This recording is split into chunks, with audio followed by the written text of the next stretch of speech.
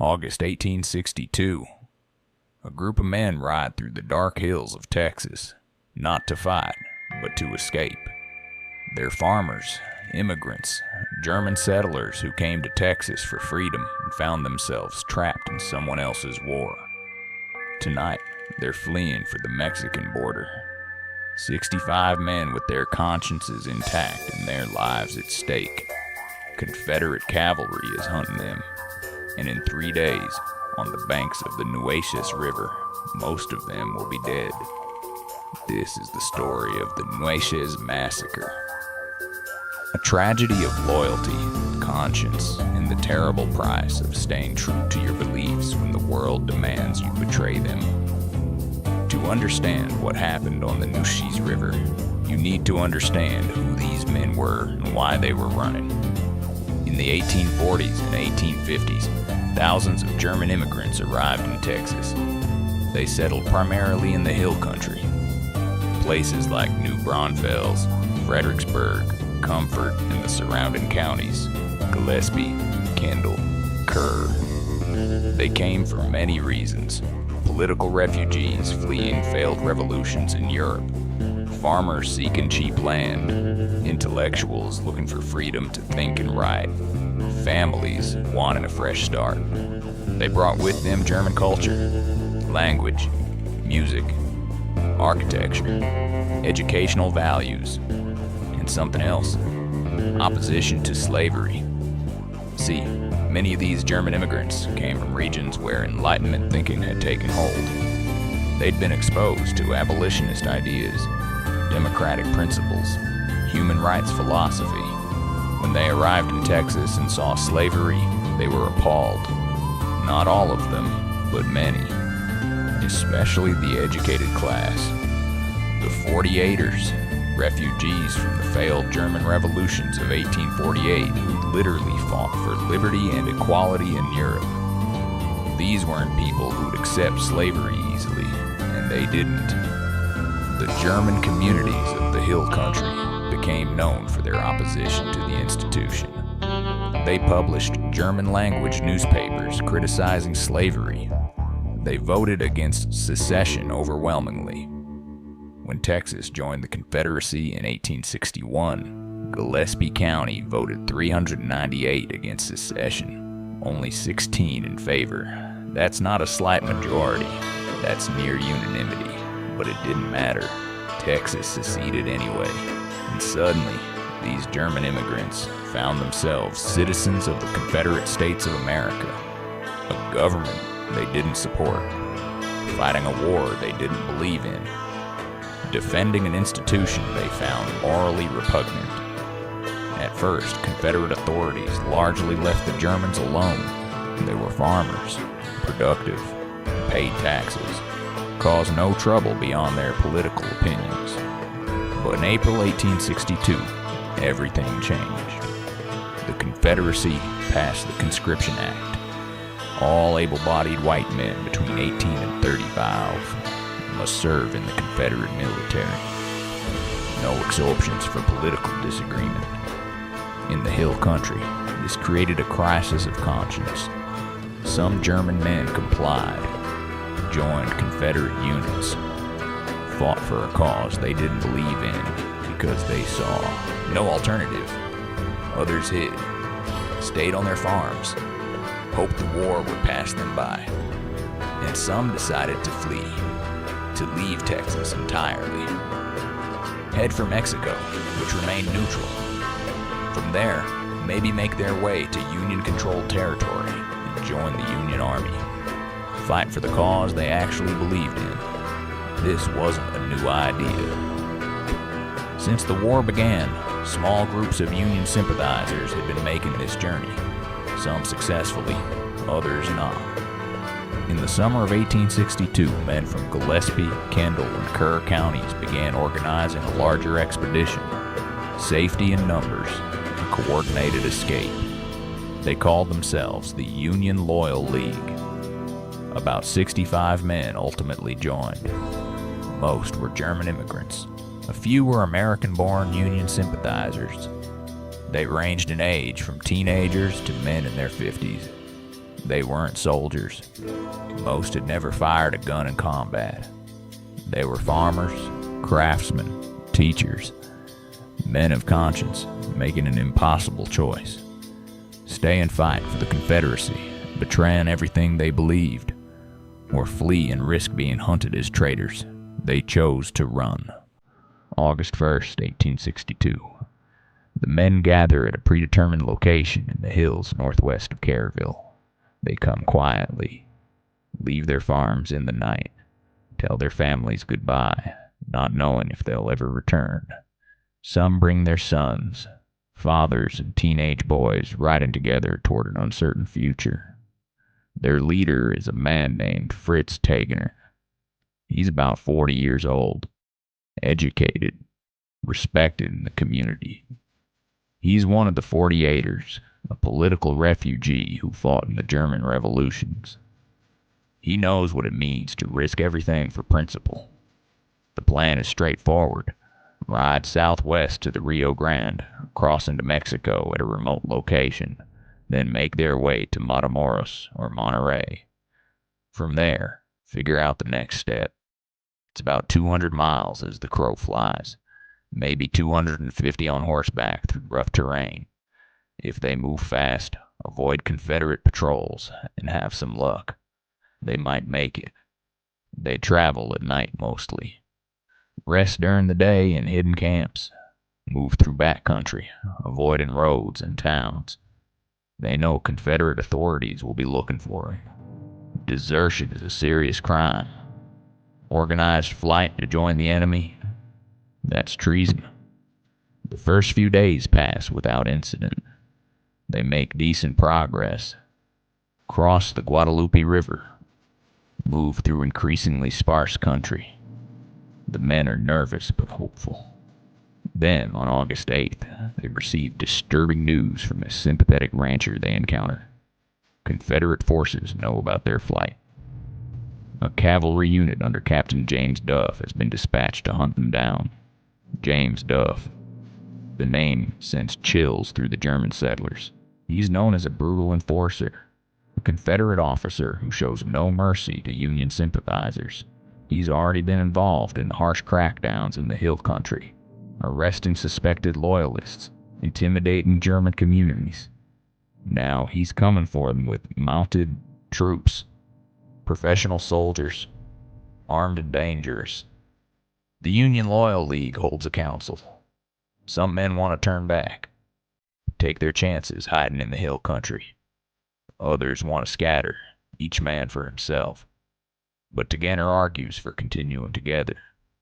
They've come this far. They're maybe 5 days from the Rio Grande.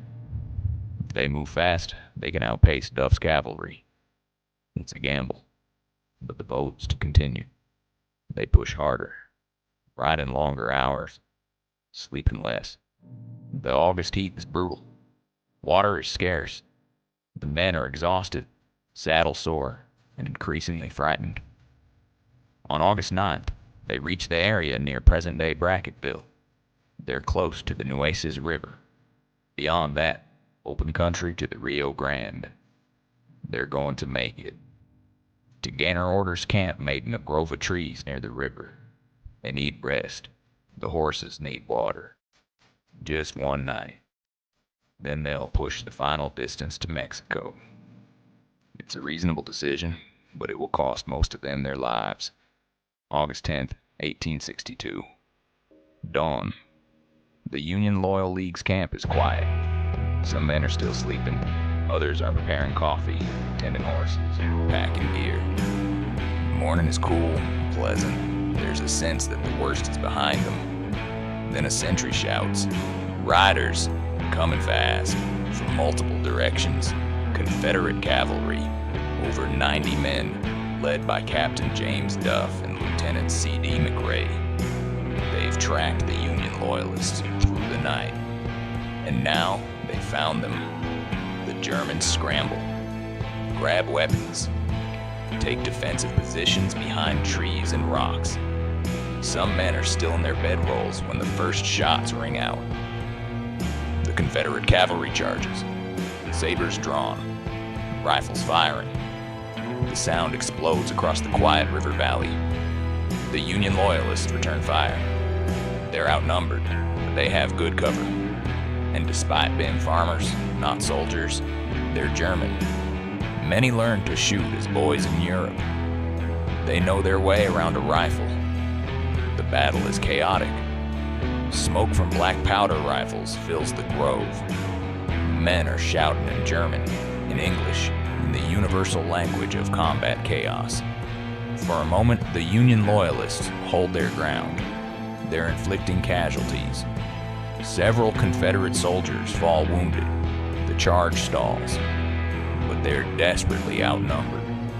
90 trained cavalry against 65 farmers. And the Confederates have the initiative. Captain Duff regroups, orders his men to dismount and advance on foot using cover to pour sustained fire into the German position. The Union Loyalists realize they can't win. Some begin falling back toward the river. Others are already wounded, unable to move. Fritz Tegener makes a decision. He orders retreat. Every man for himself. Scatter. Get to Mexico any way you can. Some men run for their horses. Others plunge into the Nueces River on foot, trying to swim across. The Confederate cavalry pursues. What follows is slaughter. Men are shot as they run, cut down as they swim, ridden down in the open country beyond the river. Some try to surrender, hands raised. They're shot anyway. One young man, badly wounded, crawls to the riverbank, begs for mercy. A Confederate soldier stands over him and fires point blank. The battle, if you can call it that, lasts maybe 30 minutes. The pursuit continues for hours. Confederate cavalry rides down fleeing Germans across miles of brush country, hunting them like animals. By the end of the day, 34 Union Loyalists are dead. 9 are wounded and captured. About 22 escape, scattered across the wilderness. Confederate casualties, 2 dead, 18 wounded. They've won a crushing victory, but what they've really done is commit a massacre. The German word treffen means encounter or meeting. But after August 10th, 1862, in the hill country, it means something else. It means the battle at Nueces, the massacre, das Treffen, the encounter. It's spoken in hushed tones, passed down through families, remembered with grief and anger, because what happened at the Nueces River wasn't just a military engagement. It was neighbors killing neighbors, Texans killing Texans. Captain James Duff was a Texas officer. Many of his men were from Texas. They hunted down and killed fellow Texans whose only crime was refusing to fight for a cause they didn't believe in. The 9 wounded prisoners are brought back to a makeshift camp. Confederate officers debate what to do with them. Some argue for treating them as prisoners of war. Others want them executed as traitors and deserters. The hardliners win. On October 18, 1862, 2 months after the battle, the 9 prisoners are taken out and shot, executed without trial. Their bodies are left where they fall. This isn't war. This is murder. News of the Nueces Massacre spreads through the hill country like a dark stain. The German communities are devastated, angry, terrified. Confederate authorities crack down harder. More arrests, more intimidation. German-language newspapers are shut down. Anyone suspected of Union sympathy is watched, harassed, threatened. The survivors of the Nueces flight scatter. Some make it to Mexico and eventually to Union lines. Others hide in the hill country, living as fugitives for the rest of the war. Fritz Tegener, the leader, is one of the few who successfully reaches Mexico. He eventually makes his way to New Orleans and joins the Union Army. Survives the war. Returns to Texas afterward to face a changed world. The families of the dead are left to mourn.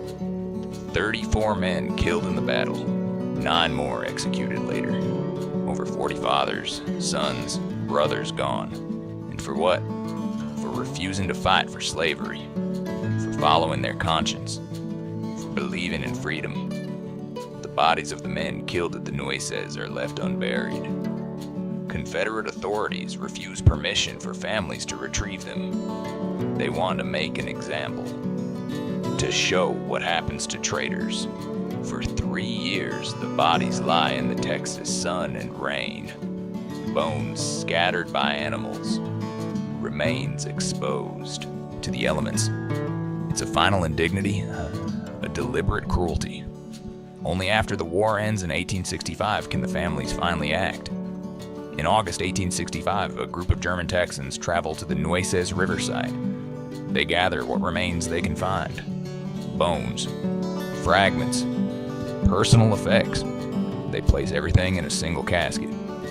They bring the casket back to Comfort, Texas, one of the centers of German settlement, one of the communities that suffered most. And there, they build a monument, the true Der Union Monument, the loyalty to the Union Monument, dedicated to the men who died at the Nueces River fighting for their principles. It's one of the very few monuments in the former Confederacy honoring Union loyalty.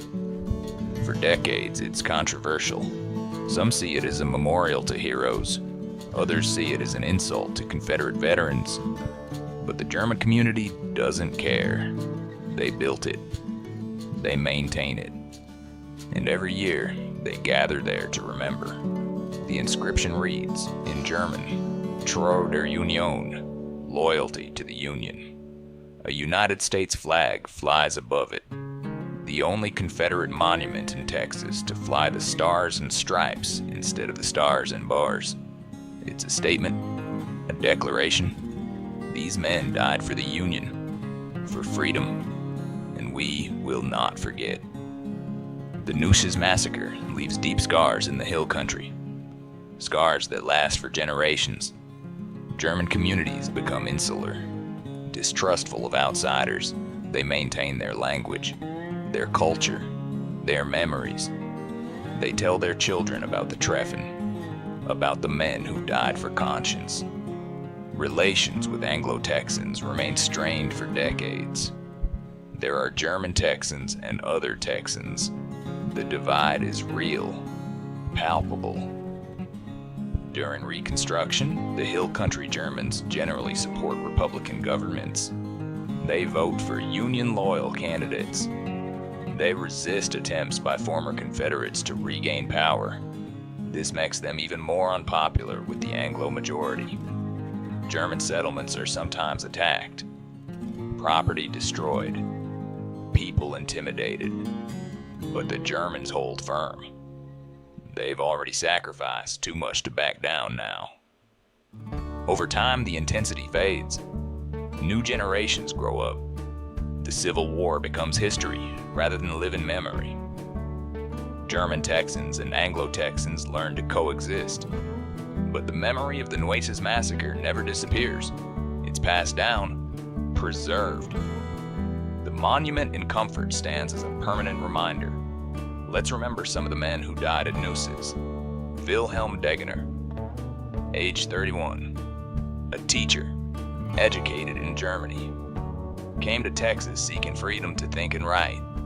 He kept a diary during the flight to Mexico.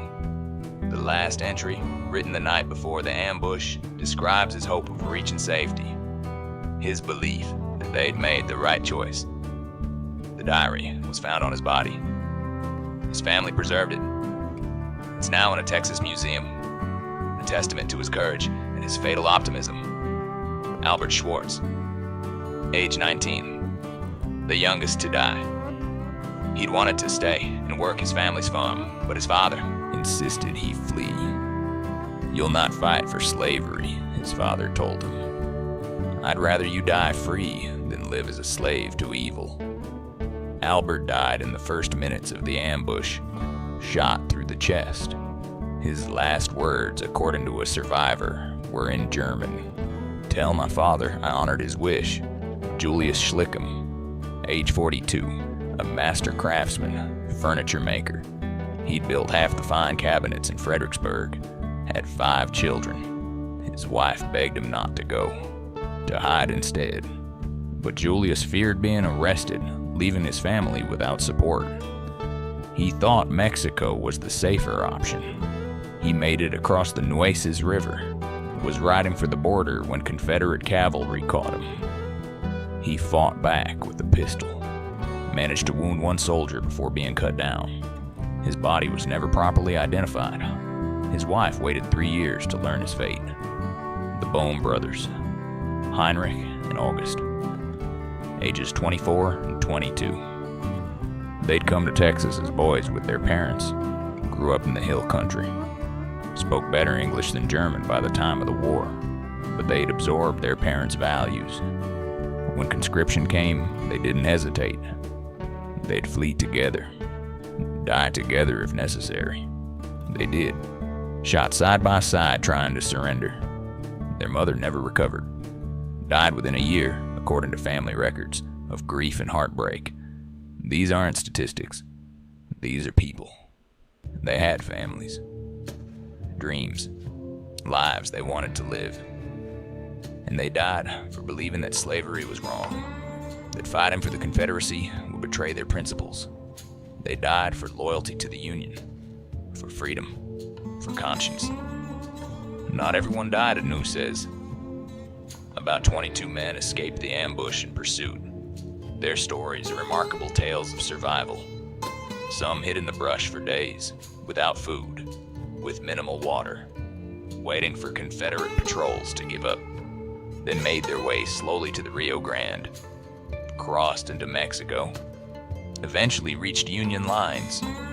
Others were helped by sympathetic Tejanos, Mexican Texans who opposed the Confederacy, who hid German refugees, provided food and guides, risked their own lives to help strangers.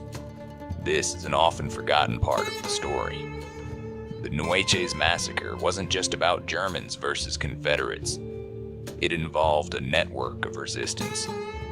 Tejanos, Germans, and others who opposed Confederate authority and helped each other survive. Fritz Tegener, the leader, made it to Matamoros, Mexico. From there, he traveled to New Orleans, which Union forces had captured. He joined the Union Army, served until the war's end, then returned to Texas. His return was difficult. He'd been declared a traitor, his property confiscated. He faced hostility from former Confederates, but the German community welcomed him as a hero. He lived another 20 years, became a symbol of principled resistance. Other survivors scattered across the country. Some never returned to Texas. Too painful, too dangerous.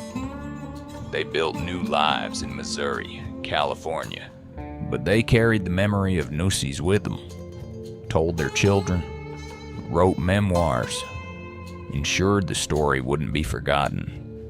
So what does the Nueces Massacre mean? What can we learn from it? First, it's a reminder that the Civil War wasn't just about North versus South. It was also about internal divisions, communities torn apart, neighbors turning on neighbors, Texas versus Texas.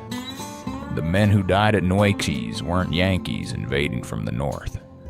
They were Texans. Or at least they'd made Texas their home.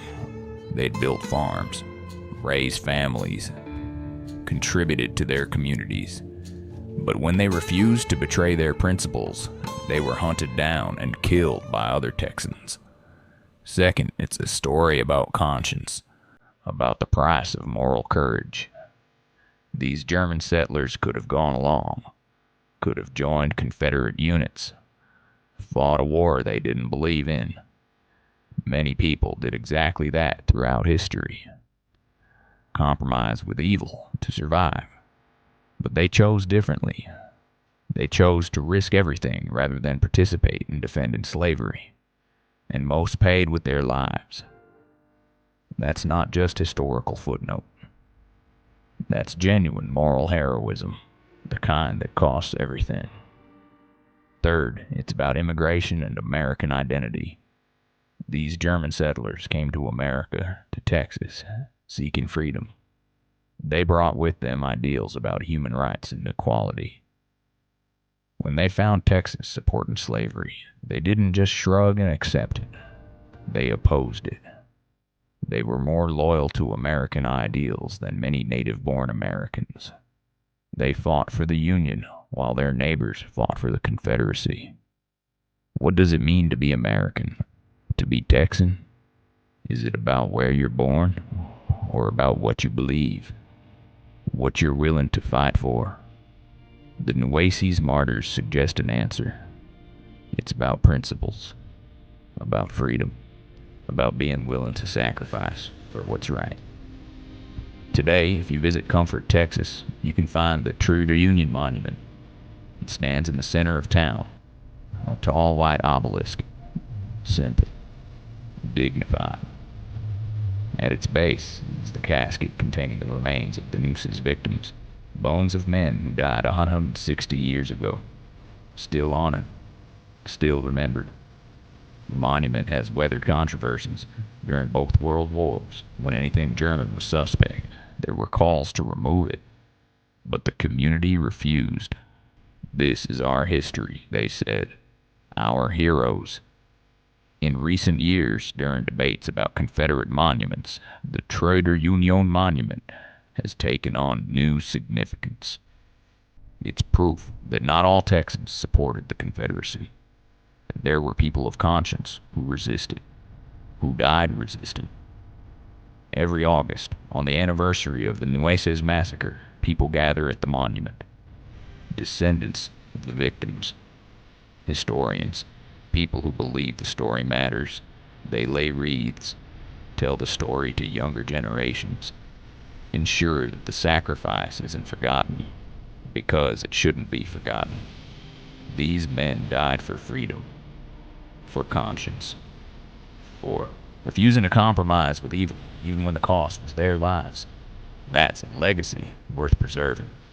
August 10th, 1862. The Nueces River. 65 men tried to escape Texas to avoid fighting for slavery. 34 died in the ambush. 9 more were executed later.